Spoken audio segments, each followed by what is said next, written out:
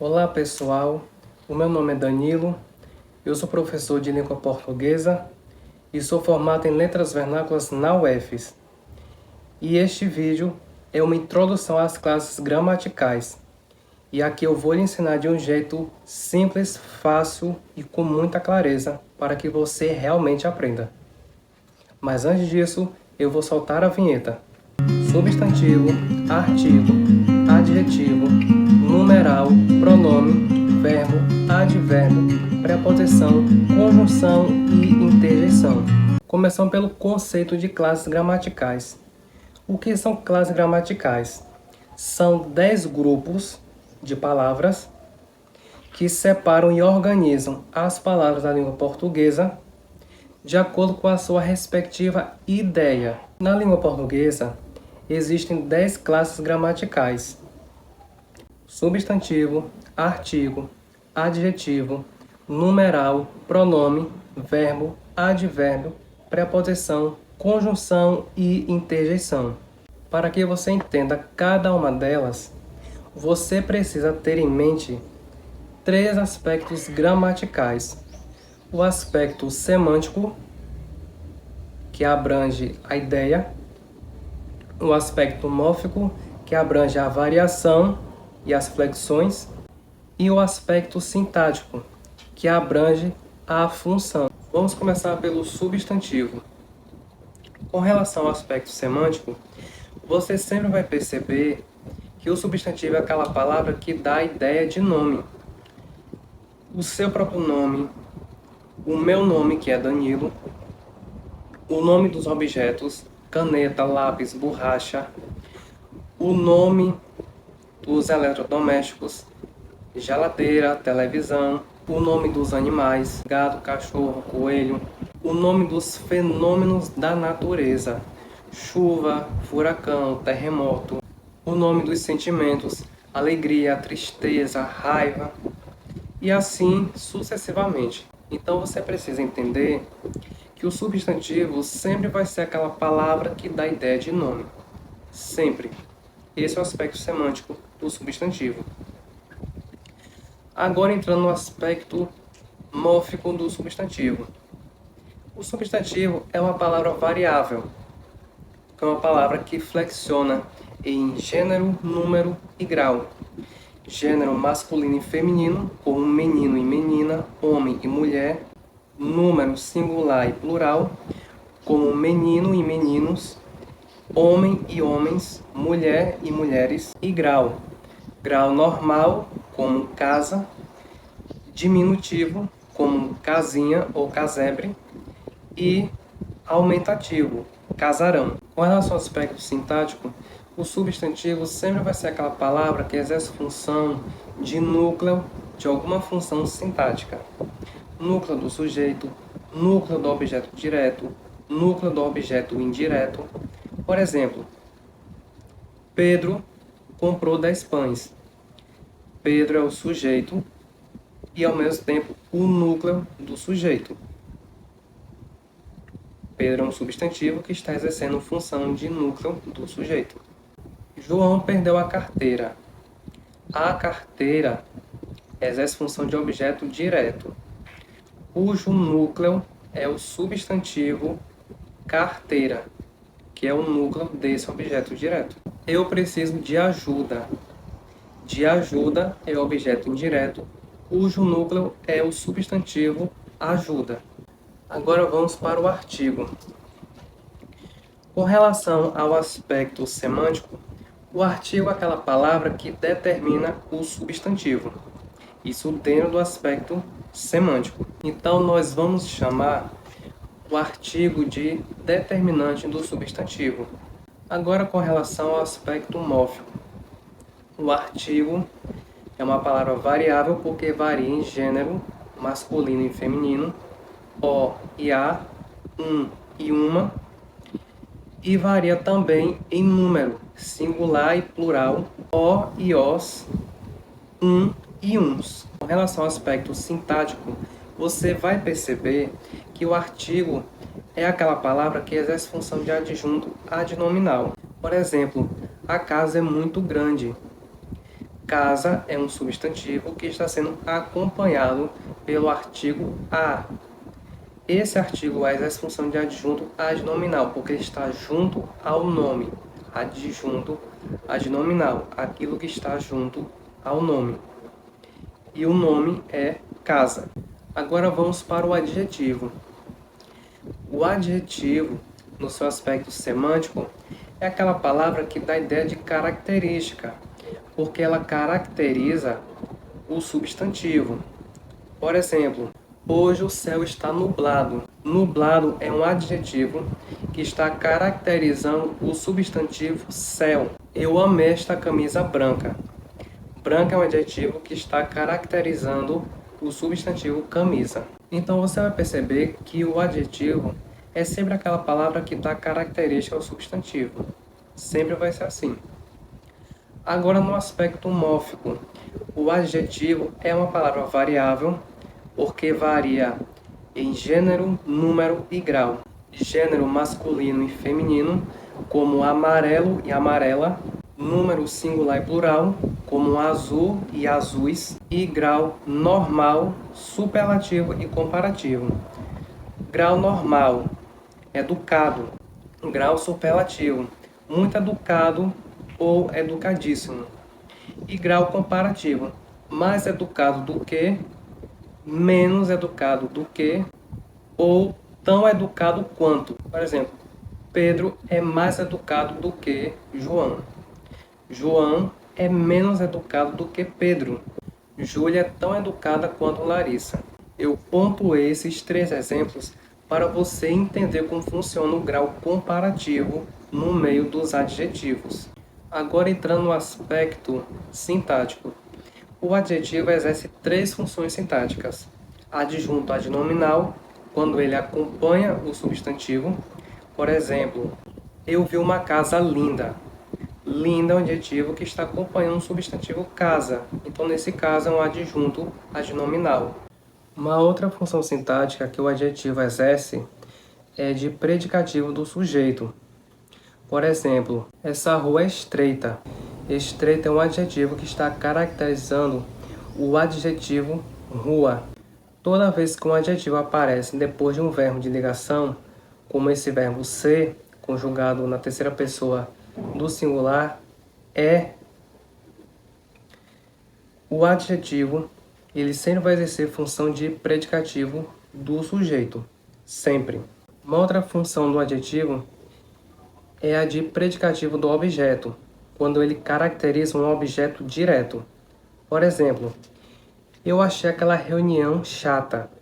Chata caracteriza o objeto aquela reunião. Aquela reunião é objeto direto e a palavra chata está dando uma característica ao objeto direto aquela reunião. O adjetivo chata não pode ser um adjunto adnominal porque não é uma característica inerente à reunião. É apenas uma opinião de quem estava participando da reunião. Eu achei aquela reunião chata. Chata, nesse caso aí, é predicativo do objeto e não adjunto adnominal. Adjunto adnominal é quando o adjetivo é uma característica inerente ao substantivo. Por exemplo, eu comprei um lençol branco. Branco é uma característica inerente ao lençol. O lençol é branco. Não é uma opinião de quem comprou o lençol. Ele é branco e pronto. Quando é uma característica inerente, é um adjunto adnominal. Quando é uma opinião dada a um substantivo, aí é predicativo do objeto. Então, resumindo, o adjetivo exerce 3 funções sintáticas: adjunto adnominal, predicativo do sujeito e predicativo do objeto. Agora vamos para o numeral. Com relação ao aspecto semântico, o numeral é aquela palavra que dá a ideia de número, de quantidade. No aspecto mórfico, o numeral é uma palavra variável, que varia em gênero e número.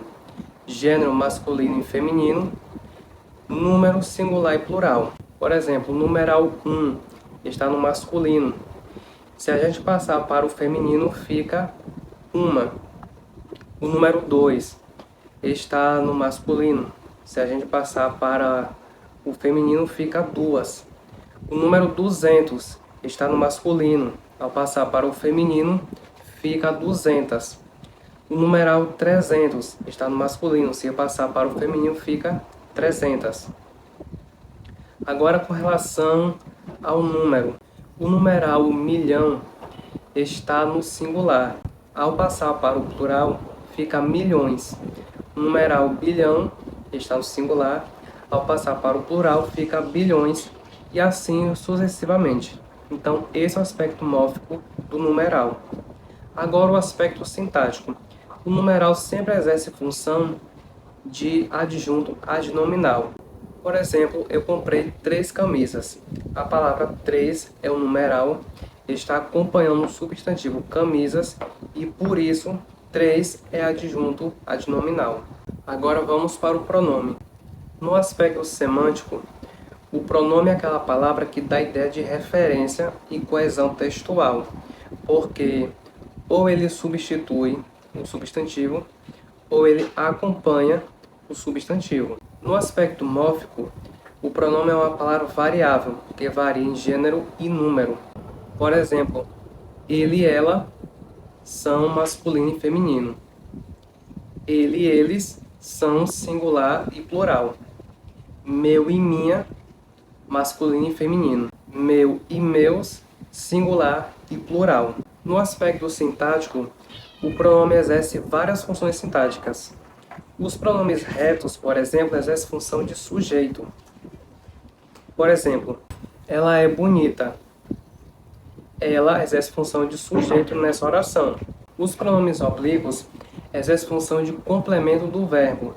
Por exemplo, você já comprou os pães? Sim, eu já os comprei. Esse pronome oblíquo, os, ele exerce função de objeto direto, porque ele está completando o verbo comprar, que é transitivo direto. Os pronomes possessivos exercem função de adjunto adnominal. Por exemplo, meu carro, minha casa, minha carteira, nossa família, nosso Brasil. Meu, minha, nosso e nossa são pronomes possessivos e exercem função de adjunto adnominal, sempre. Então, resumindo, o pronome exerce várias funções sintáticas. Pode ser sujeito, pode ser objeto direto, pode ser objeto indireto, pode ser adjunto adnominal e assim sucessivamente. Agora entrando no verbo. O verbo, no seu aspecto semântico, é aquela palavra que dá ideia de ação. Por exemplo, entrar e sair, ir e voltar, andar e correr. Também dá ideia de estado, como os verbos ser, estar, continuar, permanecer, virar, tornar-se. E também dá ideia de fenômeno da natureza, como chover, trovejar, amanhecer, anoitecer e assim sucessivamente. No aspecto mórfico, o verbo é uma palavra variável, porque flexiona em pessoa, número, tempo e modo. Pessoa primeira, segunda e terceira, número singular e plural, tempo pretérito, presente e futuro, modo indicativo, subjuntivo e imperativo. Por exemplo, eu compro cadernos no armarinho. O verbo comprar está na primeira pessoa do singular do presente do indicativo. Eu comprei um caderno no armarinho. O verbo comprar está na primeira pessoa do singular do pretérito perfeito do indicativo. Eu comprarei um caderno amanhã. O verbo comprar está na primeira pessoa do singular do futuro do presente do indicativo. Além desse aspecto, o verbo assume 3 formas nominais: infinitivo, particípio e gerúndio. Infinitivo é quando o verbo está na sua forma não conjugada. Por exemplo, entrar e sair, que não está conjugado. No particípio, que é quando termina em ado ou ido. Entrado e saído. E o gerúndio é quando o verbo termina em ando ou indo. Entrando e saindo. Além disso, o verbo pode ser regular ou irregular. Um verbo regular é aquele que possui uma forma fixa ao longo de toda a conjugação. Essa forma fixa nós chamamos de radical, que é a parte principal do verbo. Quando conjugamos um verbo regular, sempre fica uma parte do verbo que é inalterável. Essa parte inalterável nós chamamos de radical. Por exemplo, eu falo, tu falas, ele fala, nós falamos, vós falais, eles falam. Perceba que sempre repete a forma fal. Essa forma fal é o radical. Em todos os tempos, modos, pessoas e números, esse radical vai se repetir. Quando isso acontece, o verbo é regular. Então, falar é um verbo regular. Já um verbo irregular, ele é o contrário de um verbo regular. O verbo irregular não tem um radical fixo. O radical está sempre mudando. Por exemplo, eu sou, tu és, ele é, nós somos, vós sois, eles são. Isso aí é o verbo ser. Ele não possui uma forma fixa. Isso vai acontecer em todos os tempos, modos, pessoas e números. O verbo regular, quando você conjugar, ele vai ter um radical sim, uma forma fixa que sempre se repete em todas as formas verbais. Nos verbos irregulares, o radical ele não vai se repetir como acontece nos verbos regulares. No aspecto sintático, o verbo exerce função de núcleo do predicado. Por exemplo, eu estudei ontem. O predicado é estudei ontem. E estudei é o núcleo desse predicado. Agora você precisa prestar atenção quando se trata de um verbo de ligação, como ser, estar, continuar, permanecer. Esses verbos, quando eles aparecem em uma frase, eles não podem ser núcleo do predicado. O núcleo do predicado sempre vai ser o predicativo do sujeito que vem logo após esses verbos. Mas em qualquer outra ocasião, o verbo ele é núcleo do predicado. Agora vamos para o advérbio. No aspecto semântico, o advérbio é aquela palavra que dá a ideia de circunstância. Circunstância de tempo, lugar, modo, intensidade, dúvida, afirmação e negação. No aspecto mórfico, o advérbio é uma palavra invariável, porque não sofre nenhum tipo de flexão. O único aspecto mórfico que vai aparecer no advérbio é o sufixo mente que aparece no final de alguns advérbios. Por exemplo, educadamente, felizmente, infelizmente. Essa partícula mente no final é um sufixo formador de advérbio. Então pode formar um advérbio de modo, como educadamente, e pode formar um advérbio de afirmação, como realmente. No aspecto sintático, o advérbio exerce função de adjunto adverbial. Por exemplo, ele sempre age educadamente. Sempre é advérbio de tempo e educadamente é advérbio de modo. O advérbio sempre exerce função de adjunto adverbial de tempo. E o advérbio educadamente exerce função de adjunto adverbial de modo. Agora vamos para a preposição. A preposição, no seu aspecto semântico, é aquela palavra que dá a ideia de conexão, de ligação. É chamado de conectivo, porque ele sempre liga duas palavras. No aspecto mórfico, a preposição, assim como o advérbio, é uma palavra invariável, porque não sofre nenhum tipo de flexão. Porém, as preposições passam por três processos de formação: combinação, contração e crase. Combinação é a união de uma preposição com uma outra palavra, sem que haja alteração nessa preposição. Contração é quando há a união de uma preposição a uma outra palavra, alterando essa preposição. E a crase é a união entre a preposição a e o artigo definido a, ou entre a preposição a e os pronomes demonstrativos aquele, aquela e aquilo. No aspecto sintático, a preposição não exerce nenhuma função específica dentro de uma oração, mas pode introduzir algumas funções sintáticas, como o objeto indireto, adjunto adverbial, adjunto adnominal e assim sucessivamente. Agora vamos para a conjunção. No aspecto semântico, a conjunção é aquela palavra que liga orações. É um conectivo, assim como a preposição. No aspecto mórfico, a conjunção é invariável, porque não tem nenhum tipo de flexão. No aspecto sintático, a conjunção introduz orações. Não exerce nenhuma função específica dentro de uma oração, mas introduz orações, orações coordenadas e orações subordinadas. Então a conjunção aparece para ligar uma oração principal a uma oração coordenada e uma oração principal a uma oração subordinada. E por último, a interjeição. No aspecto semântico, a interjeição é aquela palavra que dá ideia de emoção, de sentimento. No aspecto mórfico, a interjeição é uma palavra invariável, porque não sofre nenhum tipo de flexão. No aspecto sintático, a interjeição não exerce nenhuma função sintática dentro das orações. E aqui eu vou revelar mais um aspecto da interjeição, que é o aspecto ortográfico. Toda interjeição termina com um ponto de exclamação, sempre. Então, resumindo, existem 10 classes gramaticais na língua portuguesa.